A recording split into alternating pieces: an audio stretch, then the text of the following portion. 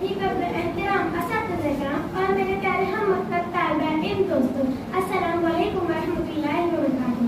वालेकुम अस्सलाम व रहमतुल्लाहि व बरकातुहू। मैं एक फतेह आराज़ी हूँ। कश्मीर मेरा ताज है, इसका पुरलुत्फ नज़ारा मेरा चेहरा। गुजरात और बंगाल मेरी बाहें, हिमालय मेरा चट्टानी सीना, हिंदू मुस्लिम मेरी दोनों आंखें। मेरे सीने में ताजमहल जैसा खूबसूरत दिल, मेरी वादियाँ, मेरे मैदान, मेरे पहाड़ों ने बेशुमार जियालों को देखा है जो मेरी मोहब्बत में मेरे लिए शहीद हुए। कुदरत ने हर लिहाज से मुझे माला माल रखा है, मुझ में हद नजर तक फैला हुआ समंदरी खजाना है।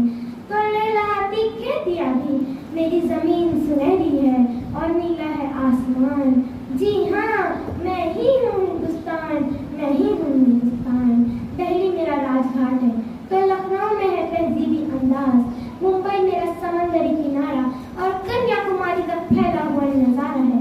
एक जानिब सुबह बनारस है तो दूसरी तरफ अवध की शाम। मेरे यहाँ मौसमों की तरतीब है, मुख्तलिफ तहजीब है, त्योहारों की तकरीब है, तकन है नवाबों की शान। यहीं से मिले पकवानों के इकसाम, जुनून में रहा झरनों का शोर, दरियाओं का जोर।